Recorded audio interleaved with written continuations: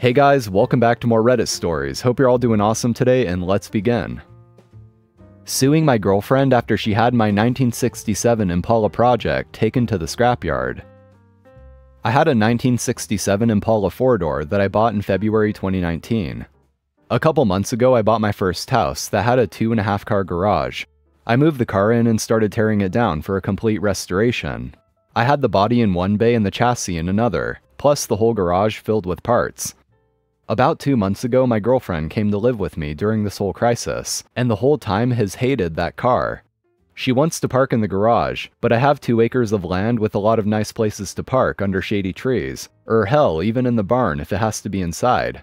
I tell her, tough luck, it's my house, and it's not like I can just throw it back together real quick. Anyways, I was out of town for a couple days on a business trip for the small local company I work for. When I got back, my girlfriend was all smiles, making me food all the time, doing all the chores, all that. I thought maybe she was just happy to have me home, but then I realized that I didn't see her car in its usual spot. I asked her where she parked so I could make sure I mowed that area and keep it clean, and she said not to worry because she parked in the garage. I asked her how, and she told me to go check it out. Turns out that while I was gone, she hired some people to come over and move everything related to that car, including the drivetrain, body, and chassis in all parts, and take it to the local dump/scrapyard. I was absolutely dumbfounded. I had spent over $11,000 on that car, including new parts, services, and the car itself. I told her that I was going to be taking her to court for that, and she just brushed me off like I was being dramatic. I told her that it's done between us and to pack her things and leave. I admit I was really angry, but I did end up getting a lawyer, and as I have all the receipts for all that money spent, and I have her on my house's security cam footage letting the guys in and watching them take it all, I think I can win. Her family and friends are absolutely blowing me up, saying it's just a stupid old piece of junk, and that she cannot pay back all that money I spent, and that I should just let it go.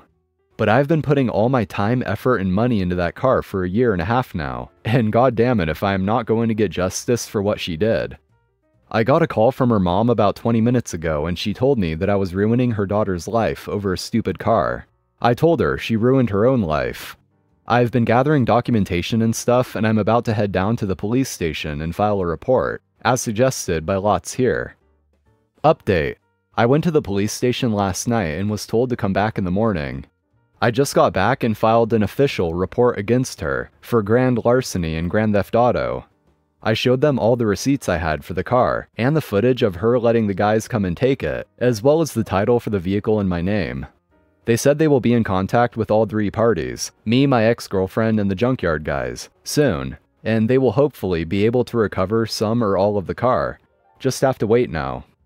Huge update. They found my car. The junkyard guys were apparently in the middle of hiding it when the police came to ask them questions. It was on a forklift, and they were going to put it on top of a pile of cars that was hidden behind more piles of cars.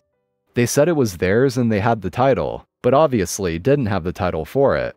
And since they matched the VIN on the chassis and body to the VIN on my title, it was obviously mine. I know at least one person there has been arrested. I think he was in the camera footage I talked about earlier, but I don't know if it was the boss or whomever, or even his specific charge. They also told me they would be looking into this specific junkyard for any other vehicles reported stolen. They said they haven't been able to get in contact with my ex just yet, but they're working on it. I'm just so glad they found my car. Luckily, I made quite an album of pictures detailing me tearing down the car, and so I can use that to prove what parts they had were mine, so I can hopefully get most or all of it back. Police haven't let me take it back home yet, as they say it is evidence or something, so hopefully I can get it back eventually. Thank you all so much for the support and advice. She's gonna be alright. That's gotta be one shady junkyard for sure. Now that's where the update ends, and it's been quite a while since it was posted, so I think it's safe to say we'll never know what happened to OP's ex. But I imagine it's pretty likely they had to have put a warrant out for her arrest. I really don't see any other outcome of this. Guest doesn't have a bathroom in his room? This literally just happened, and I'm so bewildered that I feel like I have to share it. So I work as a hotel receptionist within the city of London. Due to our location and apart hotel style, we get both corporate and tourist guests. This particular story is about a corporate guest from a big company that regularly books with us as corporate clients. The guest, let's call him Luke, and his girlfriend, get checked in yesterday by one of our oldest receptionists. All is well. Today, me and this receptionist are on shift and get sent an urgent message from our manager to check our email. We both check and are suddenly face to face with a very long email chain with Luke, his company booker, Sharon, and our client relations person, Fiona. The email chain subject had a big fat urgent, so we of course begin reading the emails right away. From the very first line, quote, "The receptionist told me there's no bathroom in my room and told me to use the communal bathroom of the hotel," end quote. We both immediately looked at each other as if to ask, did we read that right? So as anyone would do in this situation, we read it again and again, but still couldn't fathom how this guest could have missed an entire bathroom. By the way, all of our rooms have bathrooms and a kitchenette. So we read through the email chain and everyone from Sharon to Fiona is confused, to the point they began referring to the issue as the mystery bathroom. So our AGM sends Sharon our way, as she's the main point of contact for the guest, and he wasn't answering his phone or replying to any messages. Sharon calls in an absolute frenzy asking me who was at the desk, who gave this information to the guest, and why we'd direct him to the communal bathroom, etc. So in the least sarcastic voice I could muster, I explained to Sharon that our receptionist is definitely aware we have bathrooms in each room, and would not have said that in any way, shape, or form. Sharon explains she is on our side but is bewildered that the guest still, after 24 hours, claims there's no bathroom in his room. So I went up to his room, and for context, the bathroom door is literally to the right of you as you enter the room. So I took a video of me opening the door to the bathroom and videotaped the bathroom, ready for when the guest comes back to reception. So he returns and I call him over to the desk and ask him what the problem is with his room. He comes and tells me how there's no bathroom, and the receptionist said he has to use the communal toilets, etc. His girlfriend chimes in too, validating her boyfriend's lies. So I said yes, there is a bathroom in your room, as there is in every room because we are indeed a hotel. He said, well, your colleague. I cut him off there and said, you mean this colleague?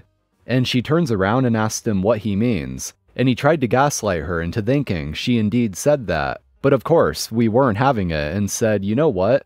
We will both go up with him to the room and show him the bathroom. I literally couldn't make eye contact with her as we entered the lift because I know I'd laugh. The whole thing felt like a fever dream. Anyways, in the lift, she, being the blunt person she is, asked him, so you've just been staying unwashed since yesterday? To which he then responded, actually I went to an Airbnb to shower. The man booked a whole other place to shower, instead of just coming down to reception.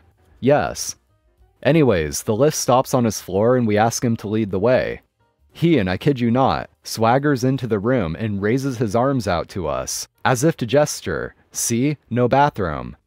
With no words said, she goes to the large door directly to the right of us and opens it. For an added effect, I even put the lights on, just in case he still can't see it. The way this man began tripping over his own words, talking about how the door was locked and whatnot. I'm not going to lie, we both laughed in his face, and told him to just come to reception next time. He walked back out with us, even down the lift, so we both kept a straight face until he walked away. We found a corner each by the desk, and laughed like we've never laughed before. Literal tears were in my eyes. It's definitely a tale that will be remembered and told for receptionists to come. Thank you for reading. Entitled Cop demands to know what's wrong with my disabled brother. Some context, my brother has Angelman syndrome, which is a form of autism spectrum disorder. He can't speak and needs someone to constantly be watching him and taking care of him. So this isn't my story, it's my mom's from a while ago, and since I'm new here I thought it'd be fun to share. So Mike is my brother with autism, and B is my other brother who was watching Mike. Flashback to 10 years ago at a Walmart in a small city in Ohio. My mom's old minivan was parked out in the handicap spot due to my brother's disability, so that if needed, my mom could run out to the car and help him. Now, my mom had been working in the PICU and ICU for about 15 years and knew her stuff, so she knew what to do if my brother had a seizure or something like that. Luckily, that didn't happen. My mom went into the store to do grocery shopping while Mike and B sat in the car. It was extremely hot that day, so B left the car to get a soda out of one of the machines near the front. He came back to the car, and here comes entitled cop. Apparently, the entitled cop had been watching my mom and B leave the car and walk towards the store perfectly fine, and jumped to conclusions. My mom took the stereotypical long time most moms take at the grocery store, but finally came out after a while. Now remember, entitled cop waited the entire time my mom was in there, just to try to prove himself right. Enter my mom loading groceries into the back of the van, minding her own business. The entitled cop walks over. "You and your son seem to be walking fine," he says, annoyed. My mom's already confused at this point. "Thank you," she said. "Why do you have the handicap plaque if you aren't disabled? Do you think it's okay to deprive someone of that spot?" So my mom realized the mistake he made, and got annoyed at his instant assumption. I'll also add that my mom is extremely strong when it comes to standing up for the ones she loves, and won't take anyone's crap. "Did you happen to notice anyone else in the car?" she says as she points to Mike. Angelman syndrome is also referred to as happy puppet syndrome, because those that have it get extremely excited, and wave their hands around like puppets when excited. Mike got really excited to see my mom, and started waving his hands and giggling. Now if the officer apologized at this point and admitted his mistake, this would have been a normal story, but he had to open his mouth and ask the most regrettable question he'll ever have the pleasure of asking. "What's wrong with your kid?" he asked as if in disgust. My mom nearly blew up being so defensive over Mike, and nearly murdering anyone who disrespects those with autism. This question is followed by a lot of screaming at the officer and ending somewhat like this. "I want your badge number, your name, and the number of your chief," said my mom. Entitled cop refuses and realizes the attention my mom is drawing. This man gets in his car and speeds off, only to have my mom hop in the van and chase after him. She followed him back to the station and went inside and asked for the chief. My mom wasn't yelling at the workers like most entitled moms would, because she knew it wasn't their fault. She was very kind in asking, and in comes the police chief.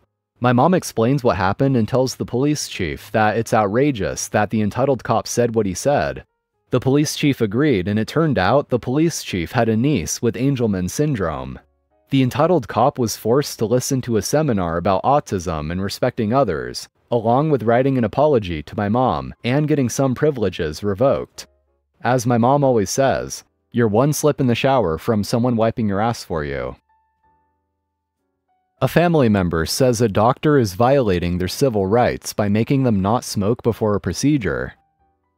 A family member of mine wants to get a cosmetic procedure undone after having it for quite a while. They went to a plastic surgeon to discuss their options and such, and the surgeon told my family member they want them off nicotine for 3 months before they operate on them. Which makes sense to me. Nicotine causes blood flow problems, and when you're undoing a big cosmetic procedure, you don't need any more complications added to it, you know? My family member came home and instantly barged into my room and ranted about how the surgeon won't undo the procedure, saying that the doctor not wanting to work on them is a violation of my civil rights, which is okay. Afterwards, they went on about how they had procedures while smoking, which by the way was emergency surgery to save their life. How entitled do you have to be to believe smoking is a civil right? I think the doctor should do the procedure anyway, even though having nicotine in her system can risk her life even more with this surgery. They also go on about how smokers are discriminated against. What in the heck? It's really not even a matter of civil rights or whatnot.